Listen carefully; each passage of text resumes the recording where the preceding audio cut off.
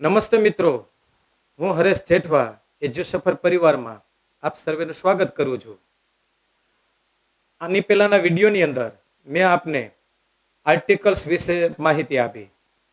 મારા આર્ટિકલ્સ વિશેના વિડીયો તમે એકથી વધારે વખત નિહાળશો તો ચોક્કસ આર્ટિકલ્સના સંદર્ભમાં જે કંઈ તમને તકલીફ છે, પ્રોબ્લેમ્સ છે, એ ચોક્કસ સોલ્વ થઈ શકશે.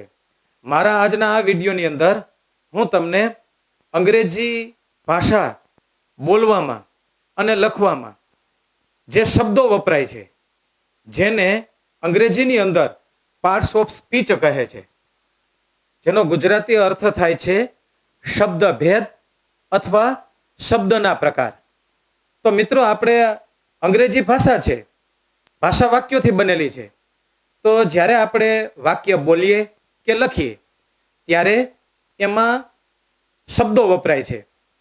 તો તે દરેક શબ્દ છે તેનું કંઈ ખાસ નામ છે.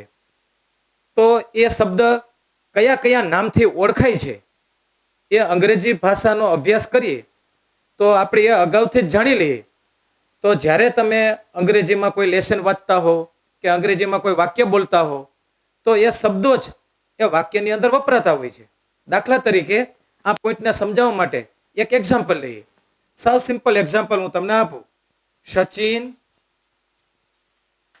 Is A great cricketer.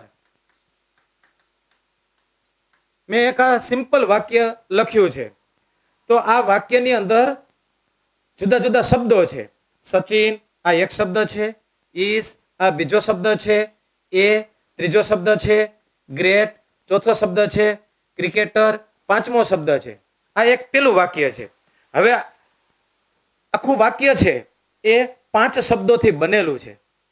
તો એ શબ્દો છે એ વ્યાકરણની અંદર ખાસ નામથી ઓળખાય છે. તો એ જો આપણે ઓળખ મેળવી લઈએ તો અંગ્રેજી ભાષા બોલવામાં અને લખવામાં આ જ શબ્દો વપરાય છે. અને આગળ જતા આપણે અંગ્રેજી વ્યાકરણ શીખવામાં પણ આપણને આ ટોપિક છે એ ખૂબ જ કામ લાગી શકે છે. મિત્રો, આ પાર્ટ્સ ઓફ સ્પીચ છે એ જુદી જુદી કોમ્પિટેટિવ એક્ઝામ, જેને આપણે સ્પર્ધાત્મક પરીક્ષા કહીએ, તો એ કોમ્પિટેટિવ એક્ઝામની અંદર દાખલા તરીકે પીએસઆઈની એક્ઝામ છે, તો તેની અંદર પાર્ટ્સ ઓફ સ્પીચમાંથી જ જુદા જુદા શબ્દો છે એ કયા નામથી ઓળખાય છે તેના ઓબ્જેક્ટિવ ટાઈપના પ્રશ્નો આવે છે. અને આ પાર્ટ્સ ઓફ સ્પીચ એની અંદર વપરાતા શબ્દો છે, જ્યારે આપણને એને ખાસ ઉપયોગ તરીકે આપણે ભણશું તો પણ અગાઉથી જ આપણને ખબર હશે કે ઇઝ છે એ ક્રિયાપદ કહેવાય, એ છે એ આર્ટિકલ કહેવાય, ગ્રેટ છે એ વિશેષણ કહેવાય.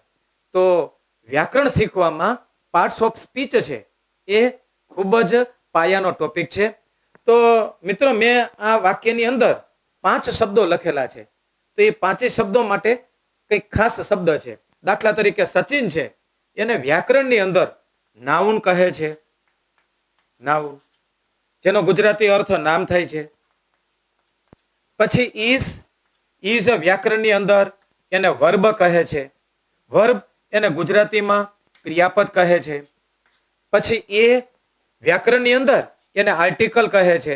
મિત્રો, આપણે આર્ટિકલના સંદર્ભમાં આપણે ભણ્યા, તો હવે તો તમારી પાસે એ એન ધ માંથી કોઈ પણ એક આર્ટિકલ વપરાયેલું હશે તો તરત જ તમને ખબર પડી જશે કે અહીંયા આર્ટિકલ ધ નો ઉપયોગ છે, અહીંયા આર્ટિકલ એન નો ઉપયોગ છે. તો આ એ છે એ વ્યાકરણની અંદર આર્ટિકલ કહેવાય છે. ગ્રેટ છે એ વ્યાકરણની અંદર એને એડજેક્ટિવ કહે છે. ADJECTIV. એડજેક્ટિવનો ગુજરાતી અર્થ છે વિશેષણ. પછી ક્રિકેટર, તો ક્રિકેટર છે એ નાઉન છે. નાઉનનો ગુજરાતી એમ કે નામ થાય છે. તો અહીંયા મેં જે વાક્ય લખ્યું છે મિત્રો, એ વાક્યો 5 શબ્દથી બનેલું છે. તો એ 5 શબ્દો એના સ્પેશિયલ એમ કે વ્યાકરણની અંદર નામ છે. તો આપણે એ ઓળખવી, એના વિશે માહિતી મેળવવી એ ખૂબ જરૂરી છે. હજી એક તમને બીજું ઉદાહરણ આપું. Sachin is a great cricketer, એક પેલું ઉદાહરણ. હવે એના સંદર્ભમાં થોડાક આપણે આગળ વધીએ. He comes from Mumbai. He comes from Mumbai. તો સચિન વિશે મારે કંઈ પણ એમ કે બોલવાનું આવશે તો જે કંઈ આપણે શબ્દો એમ કે જાણતા હોય એ શબ્દોથી જ આપણે વાક્ય બનાવવાના છીએ. તો આ હી શબ્દ છે એ મેં સચિન માટે વાપર્યું છે. તો સ્વાભાવિક છે કે આપણે ભણતા હોય તો પહેલી વખત આપણે ભણતા હોય તો આપણા મગજની અંદર એમ થાય કે આ હી છે એ શું છે. તો મિત્રો જો તમે પાર્ટ્સ ઓફ સ્પીચ નો અભ્યાસ કરો તો તરત જ તે હી વિશેની આપણને ઓળખ મળી જાય.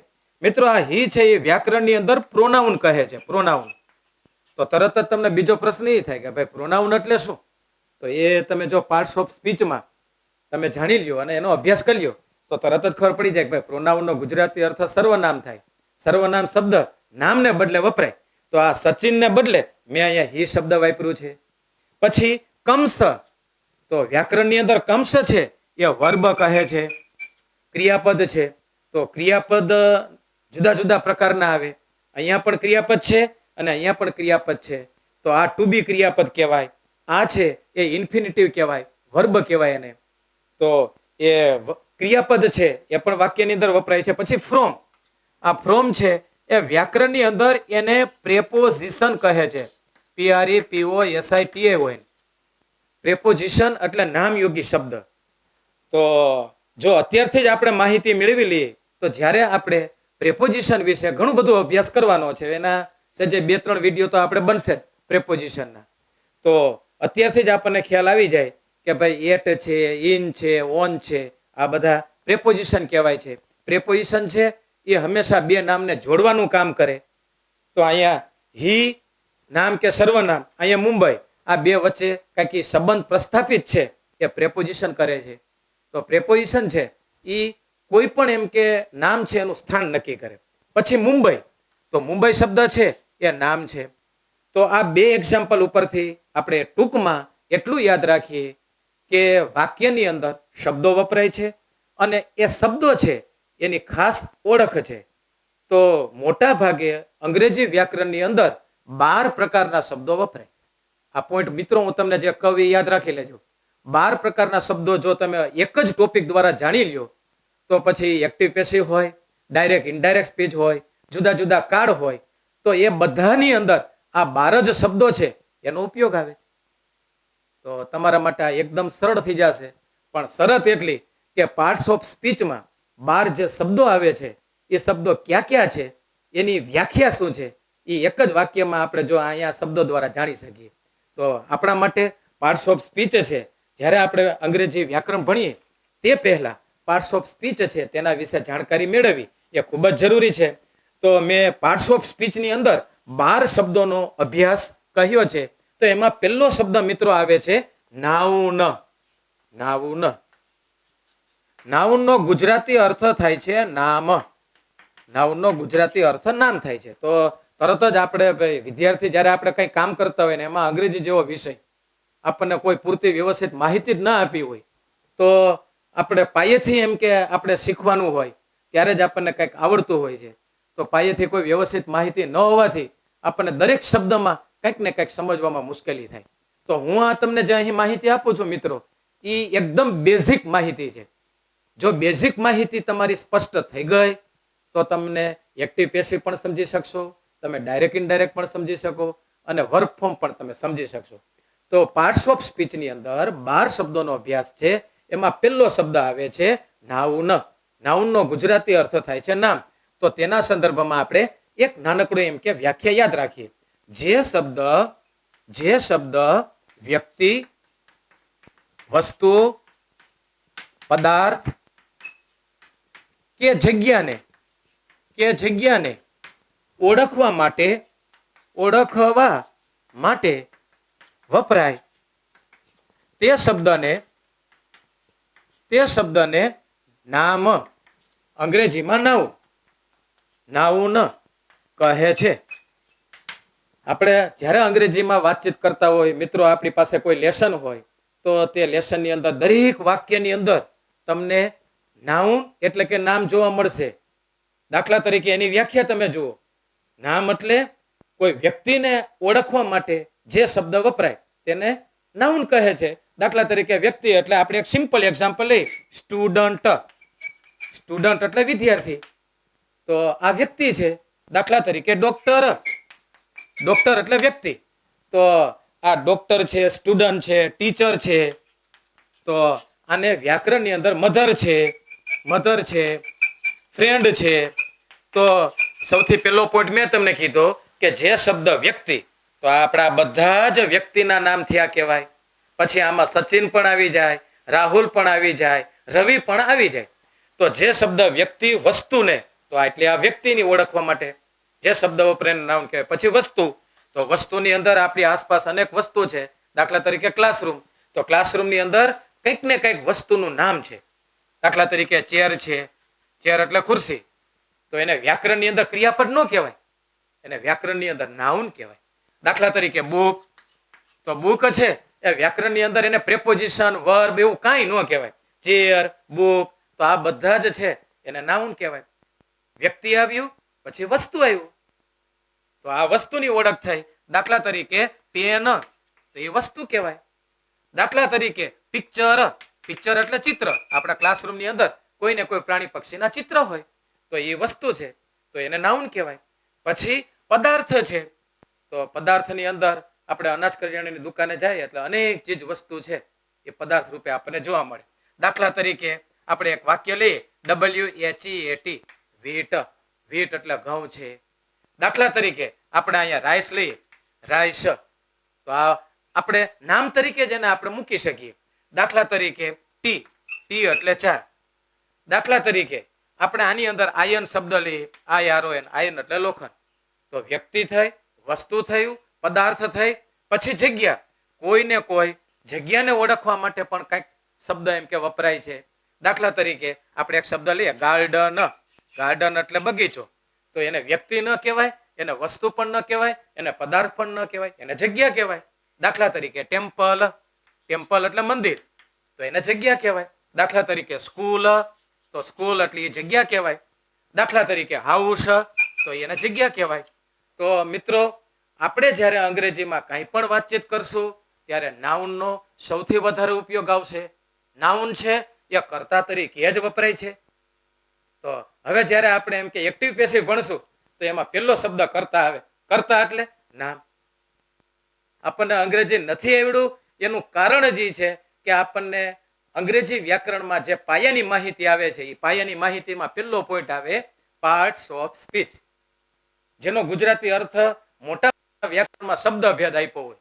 તો હવે શબ્દ ભેદ, ભેદ એટલે શું એ આપણને ખબર નથી હોતી, એટલે મેં શબ્દ નો પ્રકાર અહીંયા શબ્દ લીધો છે.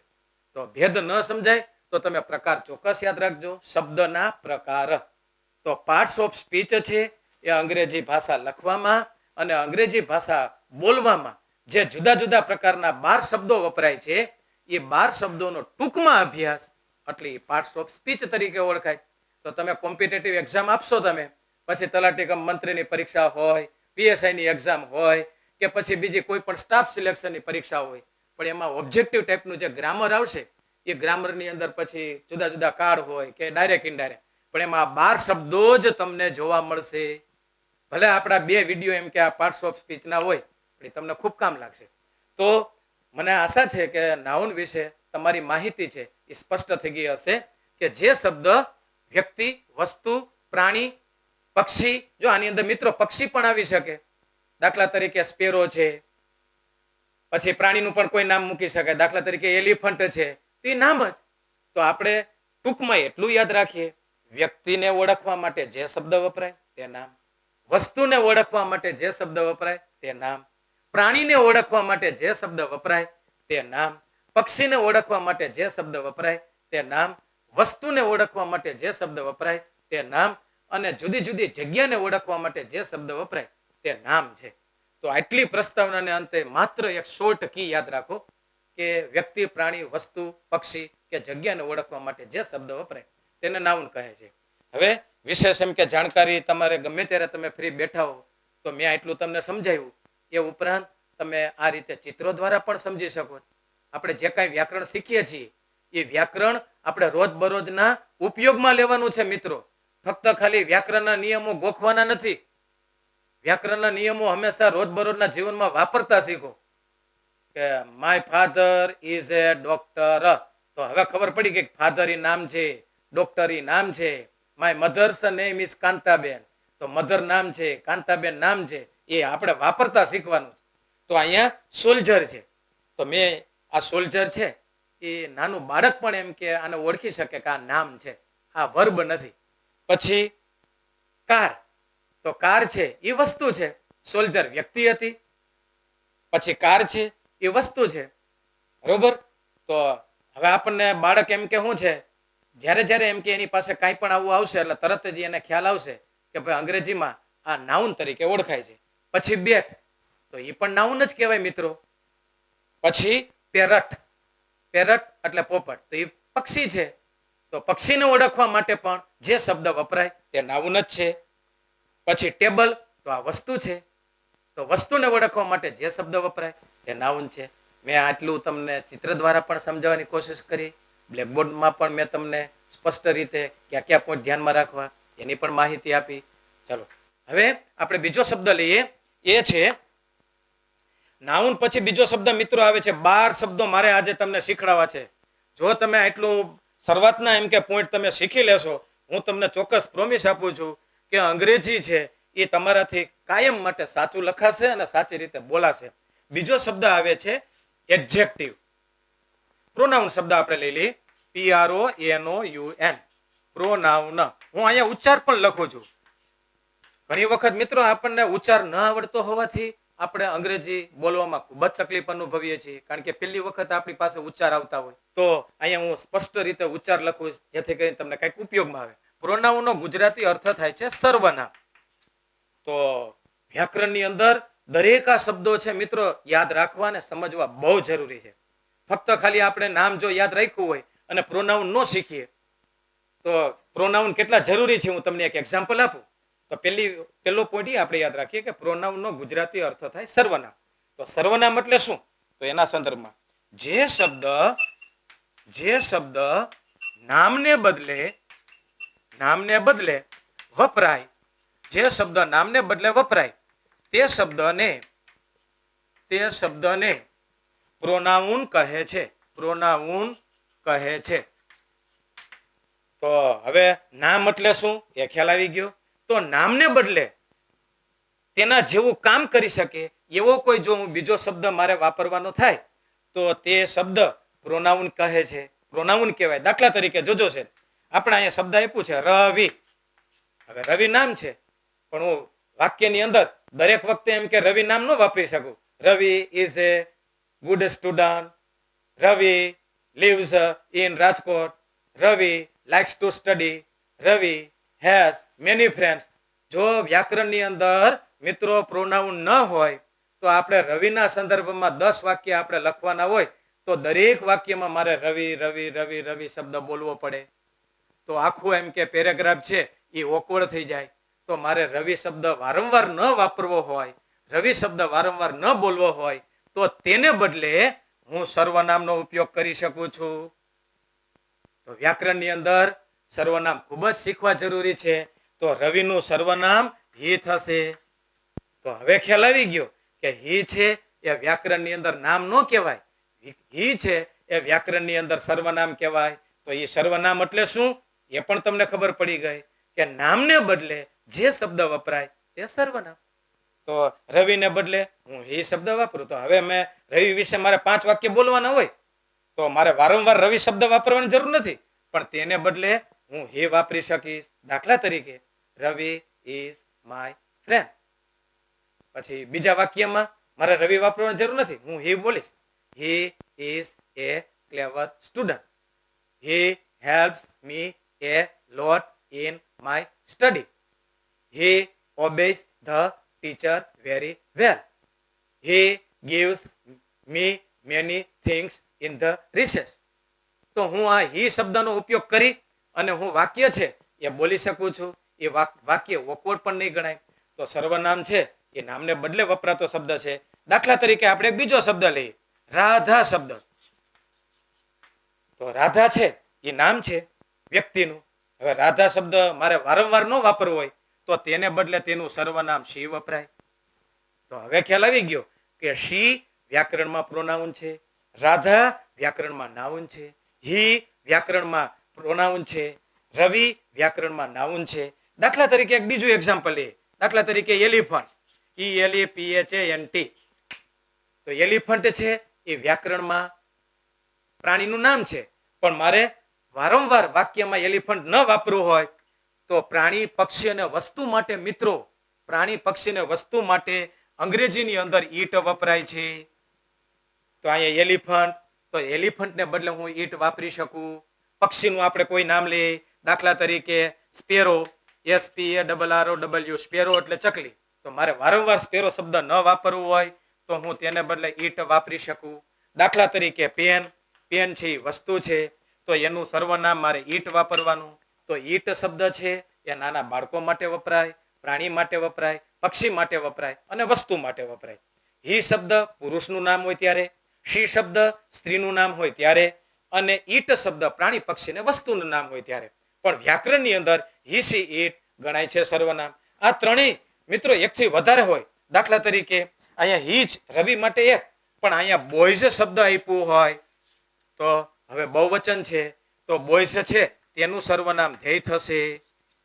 દાખલા તરીકે ગર્લ્સ શબ્દ આપ્યું છે, તો ગર્લ્સ છે એ બહુવચન છે, તો તેનું સર્વનામ ધ્યેય થશે. દાખલા તરીકે એક કાવ હોય તો એક, પણ એકથી વધારે કાઉસ હોય, અહીંયા કાઉસ આપ્યું છે એકથી વધારે, તો તેનું સર્વનામ ધ્યેય થશે. એક પેન છે તો એના માટે એટ, પણ એકથી વધારે પેન્સ આપ્યું છે અહીંયા પેન્સ, તો તેનું સર્વનામ ધ્યેય થશે. તો હી સી ઈટ ધ્યેય, તમારી પાસે ઓળખ આવી ગઈ. હી સી ઈટ ધ્યેય એ વ્યાકરણમાં નાઉન નથી, નામ નથી. હી સી ઈટ ધ્યેય વ્યાકરણની અંદર પ્રોનાઉન છે, સર્વનામ છે, અને એ નામને બદલે વપરાયેલો શબ્દ છે. પ્રોનાઉન અંગ્રેજી વ્યાકરણમાં ખૂબ જ મહત્વના છે મિત્રો. આ પ્રોનાઉન છે એના અલગ અલગ એમ કે પ્રકાર છે. કર્તાના રૂપ છે, કર્મના રૂપ છે, માલિકીના રૂપ છે. આ બધા એ આપણે આગળ જતા શીખવા મળશે, પણ આ બેઝિક છે એ તમે ખાસ યાદ રાખજો. જો તમે અમારા વિડીયો છે એને તમે કાળજીથી ભણશો મિત્રો, તમારે બીજું કોઈ બુક છે એ રિફર કરવાની જરૂર નહીં રહે. તમને 15 મિનિટની અંદર 5 પેજ જેટલું જ્ઞાન મળી જશે. હવે હું તમને કેટલાક ચિત્રો દ્વારા પ્રોનાઉન વિશે માહિતી આપી દઉં. દાખલા તરીકે યુ છે, યુ એટલે તું અથવા તમે, તો એ પણ વ્યક્તિ માટે જ વપરાય છે. જો my friend is A doctor, બરોબર. હવે આપણે એના સંદર્ભમાં, યુના સંદર્ભમાં મારે વાત કરવી હોય તો આપણે એમ બોલી શકીએ યુ આર એ નર્સ. તો નર્સ છે એ નામ છે, તો તેના માટે વપરાયેલું સર્વનામ યુ છે, તો યુ છે એ પણ વ્યાકરણમાં સર્વનામ જ કહેવાય છે. પછી હી ઇઝ કરણ, કરણ એ નામ છે, હી તેનું સર્વનામ છે. ચિત્રો દ્વારા પણ આપણે સમજી શકીએ છીએ. પછી ઇટ ઇઝ એન અમ્બ્રેલા, જો મેં તમને કીધું તું વસ્તુ હોય તો તેના માટે ઈટ વપરાય. અમ્બ્રેલા એ વસ્તુ છે, તેનું સર્વનામ ઈટ છે. પછી ધેય આર સ્ટુડન્ટ્સ, સ્ટુડન્ટ્સ બહુવચન છે, તેનું સર્વનામ ધ્યેય. વિદ્યાર્થીઓ ક્લાસમાં બેઠેલા છે બેન્ચ ઉપર, એકથી વધારે એટલે ધ્યેય. તો આ રીતે સર્વનામ વિશે તમારી પાસે માહિતી સ્પષ્ટ થઈ ગઈ. હી ઇઝ એ ડોક્ટર, તો ડોક્ટર એ નામ છે, તો એ ડોક્ટરનું સર્વનામ હું હી અહીંયા વાપરી શકું, તો હી છે એ સર્વનામ છે. તો મને આશા છે કે પ્રોનાઉન વિશે પણ તમારી પાસે સ્પષ્ટ માહિતી આવી ગઈ. મિત્રો, પાર્ટ્સ ઓફ સ્પીચની અંદર મેં તમને આજે આ વિડીયોની અંદર 2 શબ્દ વિશે માહિતી આપી. યાદ રાખો, આપણે 12 શબ્દો માહિતી લેવાના છે. જો 12 શબ્દો વિશે તમારી પાસે માહિતી આવી ગઈ તો તમારું કામ વ્યાકરણ શીખવામાં ખૂબ જ સરળ. મેં આજે તમને આ વિડીયોની અંદર નાઉન અને પ્રોનાઉન વિશે માહિતી આપી. એડજેક્ટિવ વિશે અને બાકી રહેલા બીજા શબ્દો વિશે હું તમને મારા હવે પછીના વિડીયોની અંદર માહિતી આપું છું. મને આશા છે કે પાર્ટ્સ ઓફ સ્પીચ વિશેનો મારો આ વિડીયો છે એ તમને ખૂબ જ ગમ્યો હશે, પસંદ પડ્યો હશે. હવે તો આપણે બધા એકબીજા ખૂબ જ પરિચિત થતા જઈએ છીએ. તો જો આપને ગમ્યો હોય તો લાઈક કરો, શેર કરો, યુટ્યુબ પર સબસ્ક્રાઇબ કરો અને કોમેન્ટ્સની અંદર આપનો પ્રતિભાવ જરૂર મોકલજો. હું તમારા પ્રતિભાવ છે એ જરૂર વાંચીશ અને હજી પણ મારે મારી જાતને જો અપગ્રેડ કરવાનું થશે તો હું ચોક્કસ અપગ્રેડ કરીશ. Thank you very much.